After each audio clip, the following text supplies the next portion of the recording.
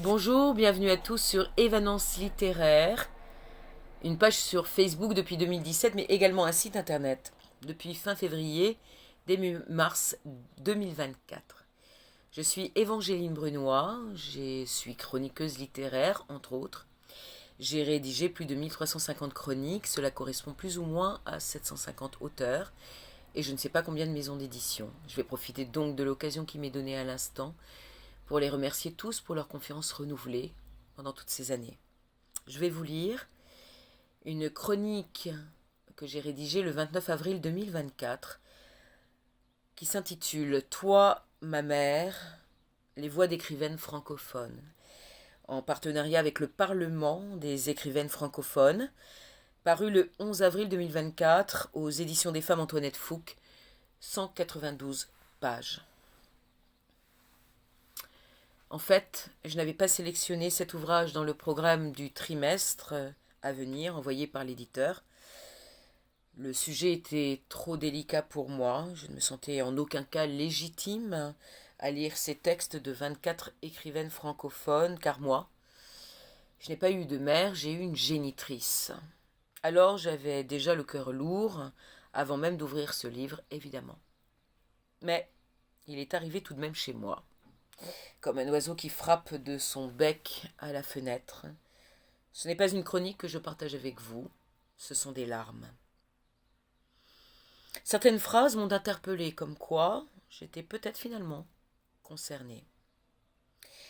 Merci à Anissa Belefki d'avoir choisi cette citation. Vos enfants ne sont pas vos enfants, ils sont les filles et les fils de l'appel de la vie à elle-même. Gibran Khalil Gibran. Si tous les futurs parents pouvaient intégrer cette vérité avant l'arrivée de l'enfant, ce serait un grand pas en avant. Jeanne, ma mère, ayant été au-delà de l'indignité, accepter notre lien de chair, son héritage, ses gènes, notre ressemblance physique fut et est toujours difficile. Ainsi le passage suivant m'a fait sourire, moi, la chanteuse d'opéra aux multiples facettes. Elle s'interrogeait. La filiation était-elle de facto, quelle que fût sa qualité, ou alors constituait-elle un lien qu'il fallait soigner et construire? Aurait-elle le droit de se revendiquer comme la fille spirituelle des héroïnes de romans qu'il avait fait vibrer?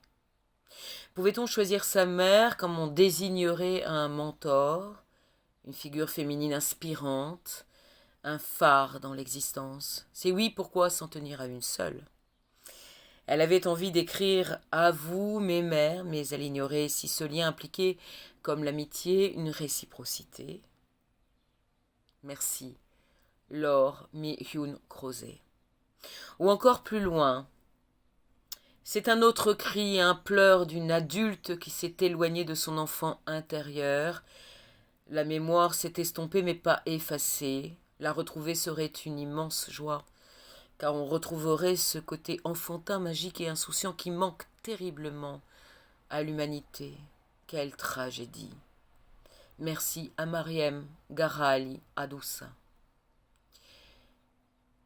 Je suis à nouveau Dani, la petite fille. J'ai 2 ans et demi et je la regarde approcher, le cœur au bord de l'explosion, et je me dis, elle est méchante. Toute ma vie et aujourd'hui encore, je tiens la main de cette petite fille et je fais tout pour ne jamais trahir ses rêves, sa droiture et sa sagesse innée.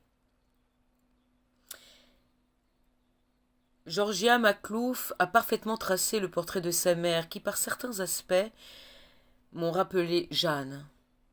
Merci à elle pour avoir réussi à transcrire avec autant de finesse et de générosité son analyse de sa relation mère-fille et avec sa fratrie. Enfin, merci à Gaëlle Octavia. En effet, comment devenir mère à son tour lorsqu'on ne sait pas ce qu'est une vraie maman? Lorsqu'on ne veut pas reproduire, lorsqu'on ne veut pas faire souffrir les enfants potentiels que nous pourrions avoir, lorsqu'on ne veut pas être enfermé dans un rôle imposé par la société, par la nature, comme une obligation à procréer, pour avoir le droit d'être nommé Femme. Comment?